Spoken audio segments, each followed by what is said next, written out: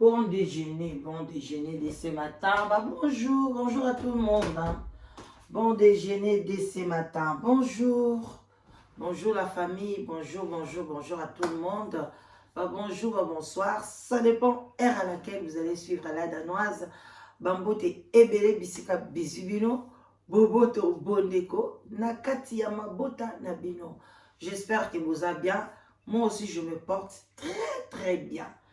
Alors, tout partager et c'est mardi. Voilà, donc, j'espère que vous allez bien. Soit moi, copati, copa café, pourquoi pas, belaise, au tchépé moi, glaçon, coca nayo, maximum whisky, moi bière, tout comme une température a été relax. Zambé moka lobi, chaque chose a son temps. Et puis, balobi kake, comme mélande, collé qui sa thé. Donc, eloko nyonso, eloko nyonso foza na donc au salon avec modération. Voilà. Alors, tolobi, ba shalom na ba homme de Dieu, ba chantre de l'Éternel, ba shalom bisika bisubino, et puis topesi pe matondo na ba ndeko na biso kimbangiste, topesi bambote ebele na ba ndeko na biso ya ba musulman, tolobi na bango ba salam alaikum, bisika bizwi bango yenge na ba ndeko na biso bundu dia Congo na église ya MPV ya Longo, boboto bondeko na ba oya catholique, respect na ba chef coutumier na biso.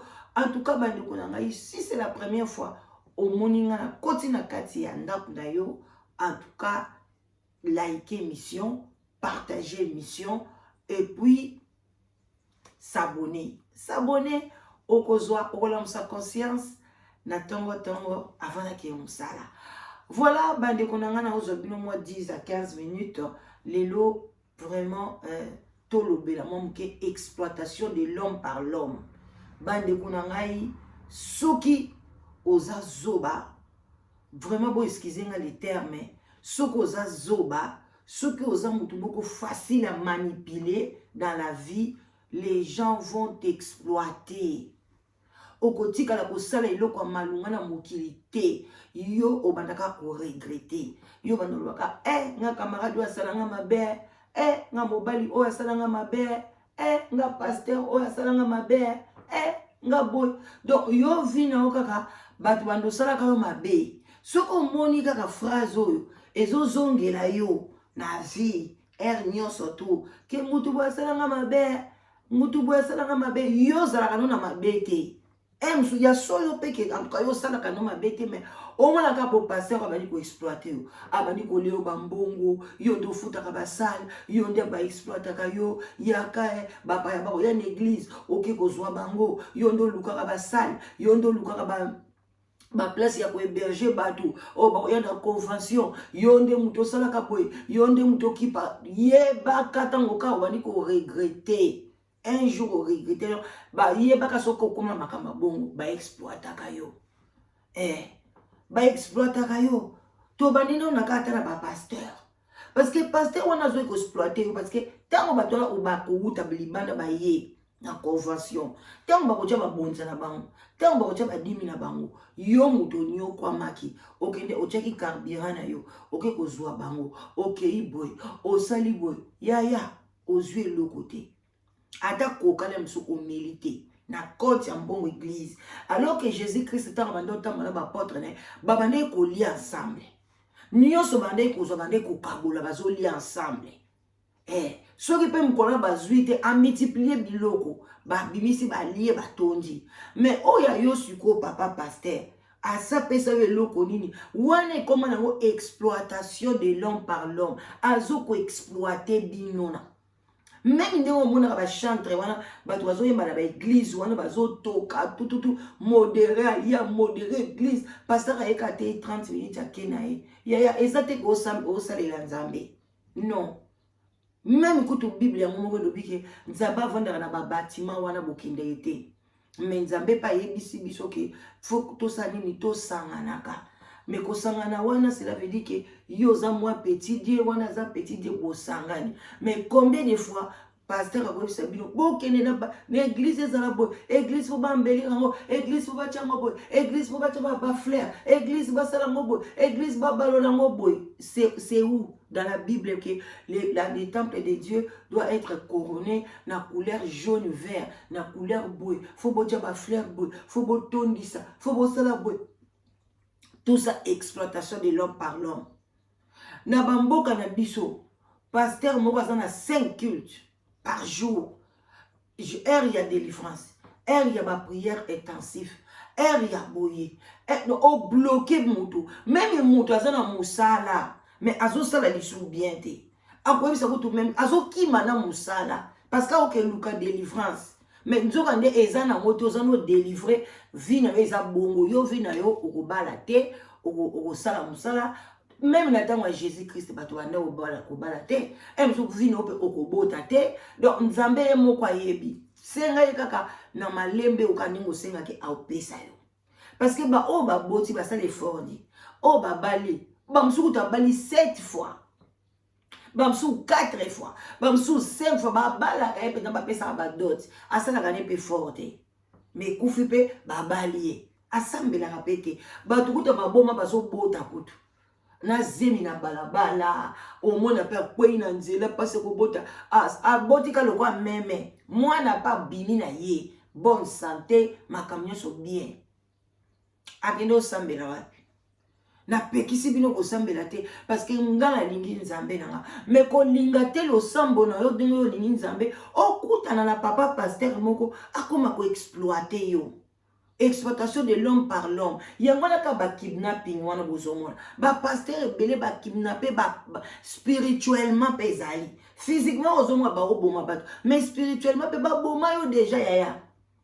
Ozaka soute pasteur aboma yo. Donc azoyo nyos azoyo maintenant. Donc azoyo qu'est-ce qu'on dit? Azoyo mémoire, azoyo nyos asokola yo cerveau. Donc hier ou bien rien. Combien de basi divorcé la mibali na bango pour nani pour na ba pasteur vaut mieux pasteur que mobile nanga le salut est individuel yo ni ko sambela te non te muso mobile non ou bien moi sinon asambela ka koleka yo ka parce que lati okei okoma ko boy okoma ko mena pasteur sac okoma ko sabo okanisi netike yo ndo ko kota lola mais soki balandi ba comportement na de près o changer lo mote mkotonga yo moyibi yo kofiga yo kindoki pe yo wana exploitation o bazo ko exploiter batu na ba église. Exploitation mso eza même na kacha mabala. Bino mo boyoki ndenge bandeko na biso kuna la duchesse boyoki wana msu era boyoki wana msu Herman so Kasongo. Les 3 bato wana bayana poto pona basi mutu bakenda ko bala bango. Mais bango bazoya na bango na esprit ya libala te. Bayena bango ko exploiter. Exploitation de l'homme par l'homme. Ba boy ko exploiter on nzela wana ba to ebele mabale ebele mibale ebele babala basi pona ko exploiter ye oya za mwana ya mutambongo na tshela ngaka mutu ata aza kitoko te aza munene aza boy na kozwa ye kaka mais na au juste ya lingana ye basa minene te mazwi na ye ka parce que nini aoza na mukanda ou bien famille ya mbongo ou bien moni ya kaka ko exploiter yo tanga ko koma zwi eloko wana exploiter yo abandi ko solo ba kanai même isoko ba pasteur ba exploiter bandini ba sala bandini ba kanai yo moko omona ka mutu azoko exploiter batu ba sala ka ba kanai même de bomona ba mikonzi na biso de ba exploiter ka peuple na suka ba sala ka peuple kanai mobali oya lingi yo te ko exploiter yo ya akosala yo kanai na suka bando sala kanai ando selo ba makamoko boye ozo comprendre jusqu'à ce que yo moko bengana ye ou bien j'ai obengani parce que alingite albatu balobake ezalaki bongo te bon bali ko selo sko ba kana yisuko tant yo ko bengana ya zui raison ngapa na yaki libala ye mo muta bengana kinga mais so bolandi makabanda osala parce que mo nzamba sa mayela zo motema na biso abomba makanisi na biso etanga makaboite ce que tanga makaboye ya bolinga bo comprendre que mutoyo ayaki na epona asala moninga mabe. Voilà. Donc, exploitation de l'homme par l'homme. Kaka bato na tangeli bino wana. Ba yesu na réseaux sociaux. Kande to sala ka be mission boy. Il y a des gens au bateau qui exploiter bateau matériellement. Il y a des gens au bateau exploiter bateau spirituellement. Il y a des gens au bateau exploiter bateau.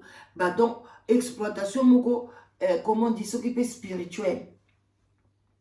Bazo yako azolo belebelo mama loba moko boye azui bino sokoli bino cerveau bo komi lokwa ba adepte na ye bo komi lokwa la secte moko bobo sali mais eza na moka YouTube eza na ngo TikTok na eza kon mais donc ngai soki Nathalie la danoise te na hôtel mutu musote mais non nga naza limité iya batu musu balobelaka ba sujet mususu bamsu balobelaka santé bamsu balobaka boy pourquoi lingi ozala limité bamususu ba yo moko lingi ba exploiter yo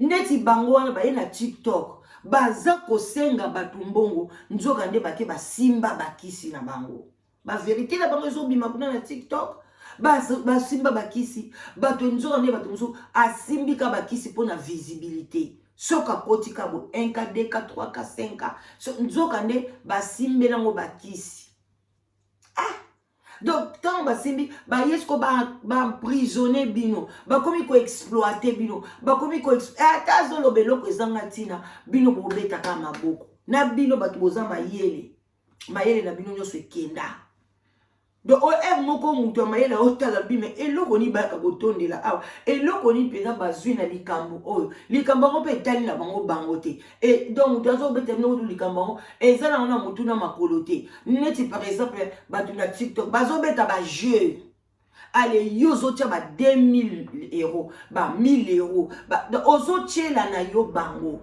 mais bango ba sala kate Mike a sala kate era sala kate Arman Kasumwa sala kate ba ye wana banda tongo tu pourquoi bazoko bene bino bambo na suka pe komi na 25 000 euros 10 000 euros ba exploiter bino telle exploitation de l'homme par l'homme parce que yo sengono kaka batanga kombo na yo tango lo ba la dano sa tiebo ya yo zo sepela ozo pesa mbon eza normal tende konanga. Est-ce que yo mo betango otikala otali compte na yo otali vie na yo otali boy au moni ba ke eloko sali eza malamu même na miso nzambe eza malamu te.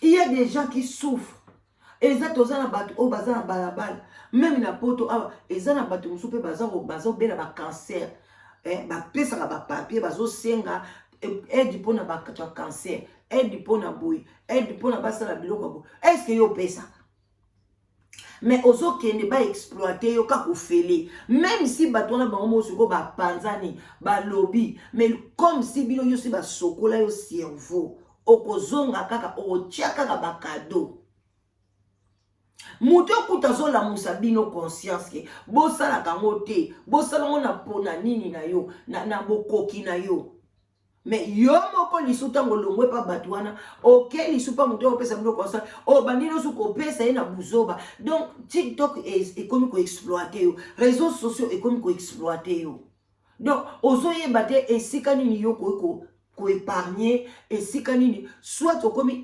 sapologie est comme ko exploiter yo okomi bilata lata bisomba olata omabe obaluka omabe donc exploitation même kolate bandi ko exploiter yo olie yo mutu okende envers yango komi ko ya envers yo TikTok komi ko ya envers yo YouTube komi ko ya envers yo okokota siko na place moko boye na association moko boye ova mutu na vandi na ye azolia ne shingom azoseka na ye ale bobandi ko benga ye mami mama tonton tati papi bo bandi ko tshele ba bongo do il faut aller bien il faut aller tamalamu il faut azwanda ko il faut somela bakiti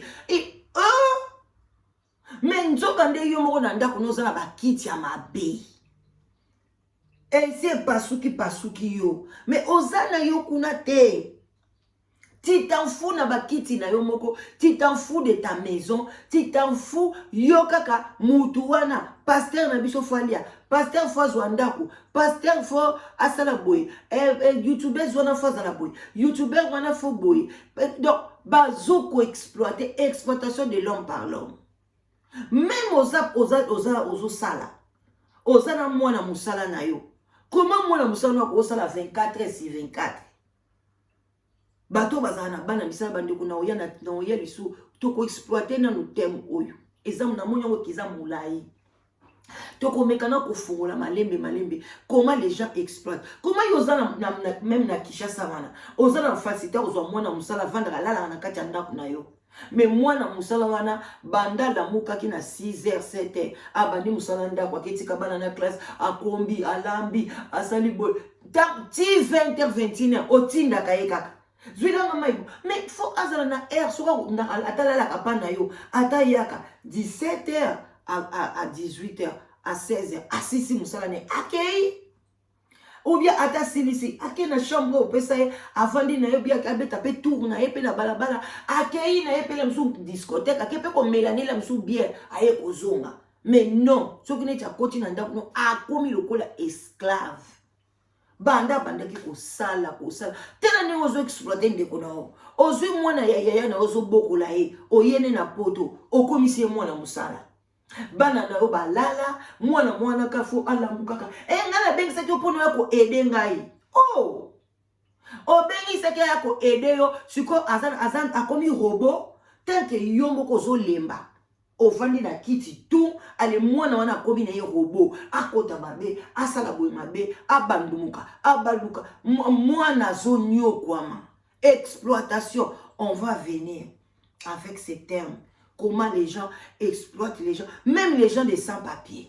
Ozana mutumo ozana sans-papiers, azaki mwana quartier, ou bien yebani na eka na église boye, ozwi a yaka kasto vanda le kwaza mikandate. O komisi ya mwana musala na yo.